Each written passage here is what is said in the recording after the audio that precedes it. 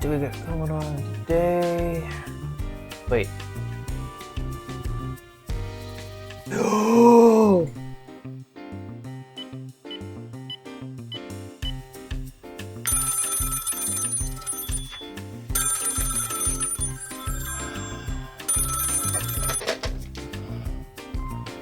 Kwanzu Dude Pizza, what do you want? Bro, it's me. It's time. Let's do it.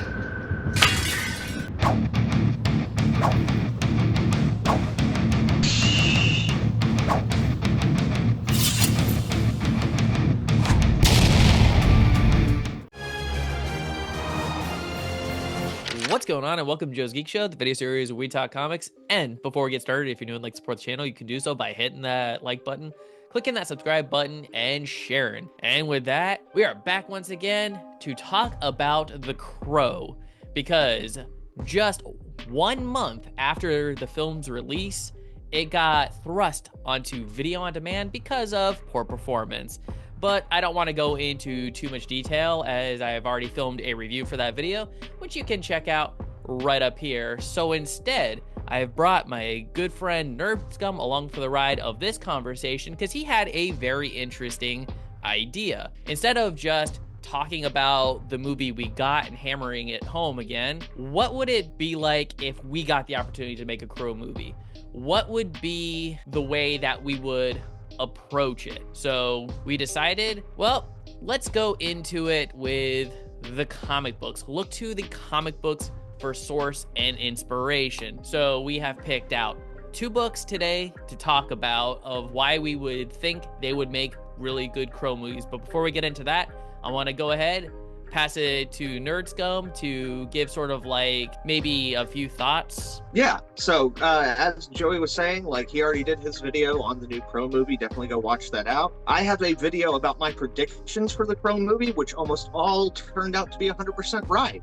So you can go watch that, and even though I'm talking about it before it, that's what we got. So, you know, give that a check out if you want. But yeah, I'm Nerdscum, and I'm sure Joe will have all the links for my stuff down there. But without any further ado, let's go ahead and jump into how you could properly reboot the Crow franchise. And the 2 books that we picked today would be The Crow, Flesh and Blood, and The Crow, Skinning the Wolves. And with that, let's dive in. So The Crow, Flesh and Blood is a book written by James Vance with cover art by series creator James O'Barr and interior art by the legendary Alex Maleev. The Crow, Flesh and Blood tells the story of Iris Shaw, an officer for the Bureau of Land Management, as she investigates local farmers who are illegally poisoning coyotes. Her investigation eventually leads to her death, along with her unborn child, town marshal, and an old woman. The injustice allows her to be returned by the Crow, of which she embarks on her quest for revenge, leading to a final confrontation against the man who organized her death. And I think this story has all of the elements that a modern Hollywood studio is looking for. For one, we have a female lead, and in context to Crow movies is not only a fresh take, but adds a different perspective to the concept of loss. Because in film, children are often the symbols of innocence and purity, and having that innocence just tragically lost is a type of grief that I think would hit really hard on screen, and audiences could just connect with. The kills in this story are also quite brutal. Iris as a character doesn't just kill and feels better, but she in a way kind of enjoys the act of it. She almost turns it into a game by dispatching her enemies in a similar manner to how the victims died, from burying the killers underground to hanging them upside down and bleeding them dry, burning them alive. This in a way adds a new layer of vindication to the death of the villains of the story. Iris is also a returned character via the Crow who doesn't heal. She even a few times refers to herself as a zombie, and although she can't feel pain, she does have to monitor how much damage she's taking, because she has to do things like stitching herself shut or stapling wounds closed. This can add a sense of gravity to the theatrical experience, as our main character isn't just gonna go barreling through the bad guys. She has to plan things out, be a little more methodical. And then you just structure it in such a way where when the film starts off, she's maybe being a little more stealthy, but as she comes closer to her overall objective, she becomes maybe just a little more reckless, taking on more damage. And there is some great juxtaposition of familial bonds between the antagonist and the protagonist, such as, should Iris kill the children of the villain as a way to even the scales to make him hurt as much as he's hurt her? Or does she allow those kids to live and just take him out? Because he is truly a horrible person, and some of his kids are old enough to have been influenced by him. All of these can raise questions and explore to what extent does vengeance need to be dispatched? At what point do we cross from being the hero to the villain? I also think this character has a pretty sleek and interesting look, kind of similar to Kate Beckinsale from Underworld. And since we've already seen that, it's a look that will definitely translate well to the screen. I also kind of like the alternate face paint idea, because when it comes to the way the Crow looks, everyone's used to, the white face paint with the lines on the eyes and the pseudo-lined smile. And while it is a classic look, I do think that depending on the character, you can have different looks. Lastly, there's the Crow itself. Now, when talking about the movies specifically, we've never really seen the main character converse with their so-called Crow guide. And even if you don't approach it from an area of actually hearing the Crow talk, I think there's something you can do visually and artistically with that concept. Because when you do delve into the comics themselves, the Crows have always kind of varied. But one underlying focus that is there is that they are very aware. They're not just some random birds that are doing what they're doing out of instinct. You can tell there's actual thought behind them. And very much like here in this particular story, as the Crow is making suggestions about, hey, just go out and dispatch the guys, I gave you the power to do so, Iris is sort of nah, I'm okay. This isn't gonna be quick and dirty. I'm going to make it last. To which the Crow's general reaction is, oh, okay, all right, we're going down that road. So the Crow, Flesh and Blood, coming soon to no theater near you. So I think Joey brings up some very interesting points, especially again, you can look back on my channel several years and see that for a long time I was saying, if you want to reboot the Crow franchise, do a female-led movie, because since probably about 2015, one of the best ways to get producers interested in your movie, if you're doing an action movie, is a female-led action movie. But everybody wants to capitalize on that Resident Evil action lady, boss bitch, kind of extravaganza thing. And for this, if you were to get someone like Mia Goth or Anya Taylor-Joy to do the main role, you could definitely get butts in the seats. Both of them have fan bases outside of the Crow fan base that they could bring to it. So I definitely think that is just from a starting point is a great way to kind of lead people into the idea. Another thing that's interesting about this, as Joey was saying, with the background of the character, it is very different from any other version of the character we've seen in the Crow films. Again, she started off as someone who had a role of moral power in life. So whenever her idea of mortal justice is then challenged with this new perception of the world, that's going to cause interesting character beats that we have not seen in previous iterations of the avatars of the Crow. And furthermore, the idea of her having an unborn child that dies with her is not only a literal idea that hasn't been explored in any of the Crow movies, but we have had a character who was a parent. But even in that movie, Crow City of Angels, the father-son storyline kind of takes a back seat to the love story of Ash and Sarah, which was supposed to be setting up for further sequels with the character of Ash.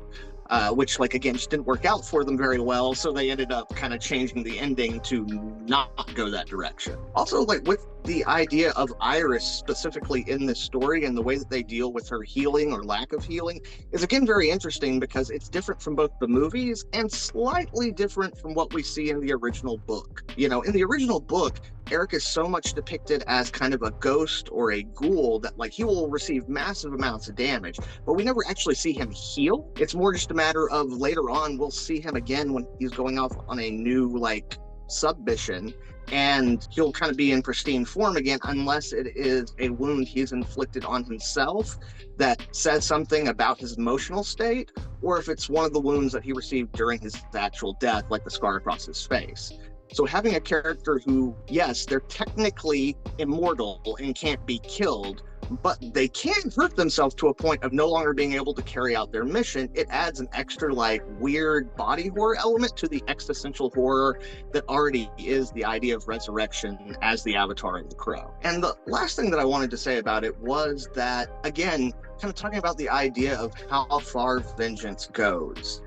Is a really interesting idea because, again, so much of what we understand of morality is based on our perceptions as human beings who only have like the idea of us living and dying and that being the end of it to go off of in terms of rationaling our morality. But whenever you realize that there's something beyond that, you know it for a fact, and then you're put in a position where already like the job of the Crow, not like the avatar of the Crow, but the Crow as an entity that brings people back, is to balance the scales.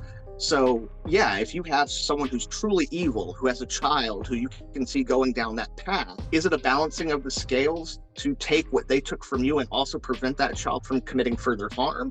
Or is it like one of these scenarios of like, if you had a time machine, would you go back and kill Hitler kind of thing? You know, like where does the road of morality lead and how many rights does it take to get to a wrong? It's a really interesting concept that, because of the ambiguous moral nature of the Crow and how far removed it is from our understanding of morality as humans, you could really explore that and play around with it a lot. Yeah, man. And I just think you bring up some really good points on that front, because as we've discussed and talked about the Crow over any kind of length of time, it sort of comes back to what have we not seen before in the movies, because the movies themselves have kind of fell into sort of like a formulaic pattern where it's always trying to go back and recapture the original Crow, whereas the comics have allowed itself to sort of test new ideas and different grounds, which means that they're more or less ripe with interesting concepts to take inspiration from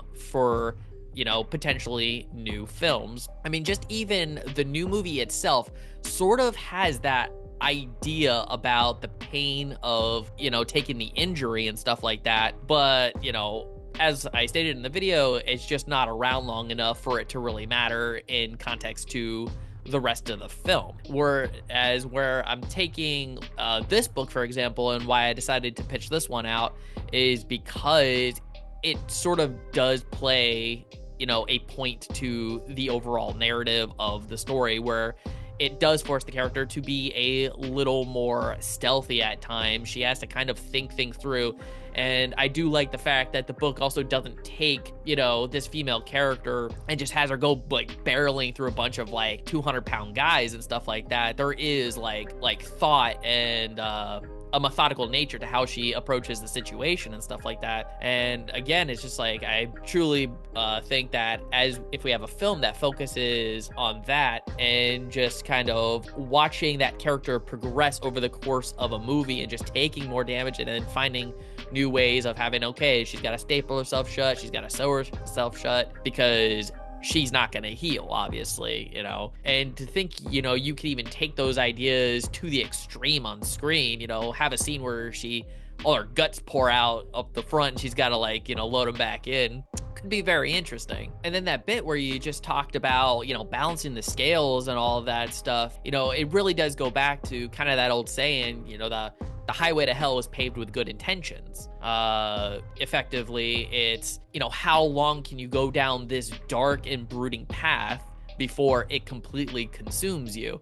And I do think in that, you know, this book in general has the capacity to translate really well to film. And those are just my overall general thoughts. So yeah, and again, they're very well thought out. And again, the Crow Flesh and Blood would make an excellent, like, kind of new starting point for the franchise. And in that same vein of all the things that kind of make that great, again, one of the main things you pointed out was the idea that we want something different.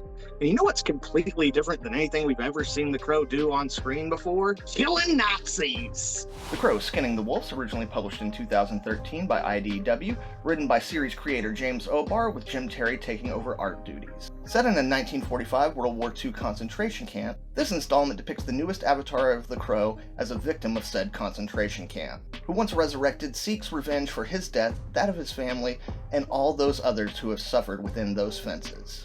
I've been saying for years that this would be a great adaptation for a film. Not only is it one of the most unique stories within the Crow franchise, it also is written by the series creator, giving it an air of legitimacy that some of the other stories within the comic or novel franchise just might not have. The story's also 3 issues, perfectly giving you the structure for a 3-act feature film. And in terms of story, the Crow versus Nazis, who isn't gonna love that outside of neo-Nazis or other racists? And screw them. As an audience, we love watching Indiana Jones or Captain America or any other number of movie heroes dispatching Nazis. So if you put the unkillable rage revenge beast that is the Crow up against the killing machine of the Third Reich, you're going to have cinematic gold that people are going to cheer for and enjoy. It's just a no-brainer. I don't understand how this is not one of the things that they've already tried to make. And as we've seen throughout multiple of these attempts at reboots and remakes and refreshes, they've been trying to turn The Crow into a more straightforward action film, and while that's not right at all for Eric's story, it is perfect for this one. This entire story takes place over the course of maybe 2 or 3 hours, so you could actually do like a almost real-time action extravaganza out of The Crow that's only broken up by the very few flashbacks that we get in this book. Again, because this story takes place over such a condensed duration of time, we really don't get as much development in terms of the main character or the main villain, because there's really only one main villain, the commandant of this frickin' concentration camp. Most times I would say that that's a negative. Here, it is a positive. Number one, it helps differentiate it from Eric or any other version of the Crow that we get. But even more importantly, because we don't have those specifics, all we see is the actual death of this man and his family, set within the concentration camp, putting him at odds with the main villain. Beyond that, we don't know who he was, and the villain doesn't know who he was. There's a great scene in the book where the villain asks, "How did you beat me? What were you before I crossed your path? Tell me that, and you can have your little revenge." And in response, the Crow says, "I was a musician. I was a street vendor, a policeman, a thief. I was a mother, a beggar, orphan, artist, a clerk, a teacher, a student, a truck driver, dentist, tailor, a person. I was nobody, a snowflake, a blizzard." And that is so perfect because in doing that, set within this story, you're able to use this one character as a cipher for all the rage and suffering that came out of the Holocaust. And again, you don't need to develop these villains because we are used to, in cinematic language, having Nazis who aren't real people. They're more characteristics and archetypes that are there just to be killed off. So this works perfectly for that. Essentially, you can use these characters to be your allegory for all of the horrors of the Holocaust and that sense of anger that we all have about it, except for the neo-Nazis, anti-Semites, and other racists out there. There's also a bare enough story that you can make a lot of changes and it doesn't affect the overall narrative or overall themes of the movie. You can do this story and not be as bound to it and the details of the story as you are with something like Eric and Shelley's story. And then when you're talking about the production side of this is a very isolated story, all taking place inside that one concentration camp. So in terms of budget, you could do this thing for insanely cheap, which then would guarantee that you could hit all your profit margins that you want, giving the entire franchise a second lease on life. And furthermore, almost every Crow movie that we have seen outside of the original tries to set it up for that version, that avatar of the Crow, to come back for sequels. And that's just not what the story is built for, because these are all such personal stories. He's not a freaking superhero. Once he kills the people who killed him, it's over. But again, because this character is so much more of a cipher and a metaphor for the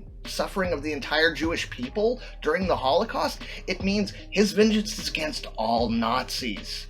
So you can do more movies with it. Hell, this book ends with sequel bait. It doesn't need that sequel to be a good story, but you could carry it on and do more things with it. It's built into it. It's exactly what people from the production side are looking for out of a Crow movie. It has the kind of action people are accustomed to and that people are okay with even when it's extremely graphic violence. It has themes and emotions that most audience goers can relate to. It can be made for super cheap, and it can have sequels. And not only does it set up a sequel, it sets up a sequel where you don't have to manipulate any of the pre-existing mythology. You can just run with it. It's all there. It literally has everything that Hollywood keep trying to force into a Crow movie when there's already a story that has all of it. What the fuck, Hollywood? And yeah, I agree, man. I think this would make an excellent film because, I mean, on one hand, one thing about Crow movies specifically too is that a lot of times they take place sort of, in their present day. So it would be very interesting to go back to, a different time period, because you have to think that the Crow in general is probably something that happened most likely throughout all of human history, like up to a certain point.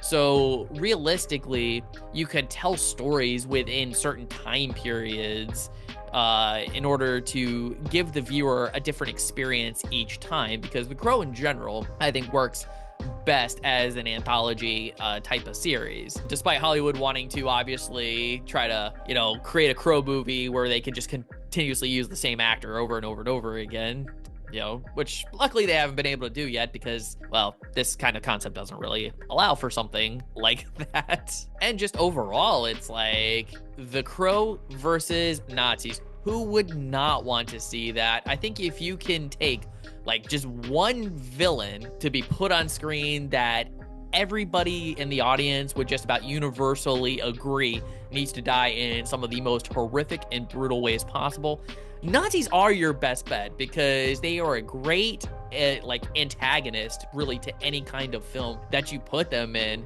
And I could just imagine sitting in a theater looking up at the screen as the character takes out the first Nazi in just a really crazy way, probably just thumbs into the guy's eyes and yanks his head off or something. And I just really like this kind of setting, because the Holocaust is something that was very real. It was a tragedy. It's something that should never have happened. And so putting a film setting in an area like this, and then just watching our character lay waste to the Nazis and stuff, it's definitely something that could provide a cathartic feeling to the audience. Yeah, absolutely, man. And again, like we're both kind of saying, it's kind of the perfect proving ground to do something extreme and violent and cathartic without anyone really feeling bad about it. Because even you take a group like Satanists, there are some people who are sympathetic to Satanists who aren't Satanists. Only other Nazis are sympathetic to Nazis, and when they see Nazis getting killed in the movie, even they're kind of yeah, I get it. Yeah, very true, man. Very true. I definitely agree with all those points. And I really think that books like The Crow, Flesh and Blood, your picks, The Crow Skinning the Wolves, would be great starters for any kind of Crow reboot. And also, one thing that I like about these stories too is realistically they can be done pretty cheaply. I mean, that's what's good about really any Crow movie, is a Crow movie in general can be done really cheap. I mean, if you have a director that says, hey, I need at least $200 million to make this Crow movie, that guy does not need to be making a Crow movie. Or for that matter, maybe any movie at all. So The Crow, Flesh and Blood, and The Crow Skinning the Wolves are two books that we think would be excellent templates to making and rebooting the Crow franchise with. And with that, we now want to know what you think. Do you have any ideas for what could make a good Crow reboot? Are there any Crow comic books that you think would translate well to the screen? Please tell us your thoughts in the comment section below. And again, Nerdscum, thank you for joining me. Right on. Again, thanks, Joey. It's always great to be here. Thank you guys at home for watching. Again, definitely check out Joe's video on The Crow. Check out my video from before the new Crow movie came out and see how right I was. And just have fun with this franchise, guys, because, we've had a lot of low points. We've had a few high points, but we've also had The Crow Stairway to Heavens and The Crow Wicked Prayers. So can't get much worse. And if you like this video, don't forget to hit that like button, share it with some friends, subscribe if you're not subscribed already, and ring that notification bell for more comic book content. And if you're wondering what to watch next, consider one of these two videos. Alright, take care, Have a great day, and as always, stay geeky.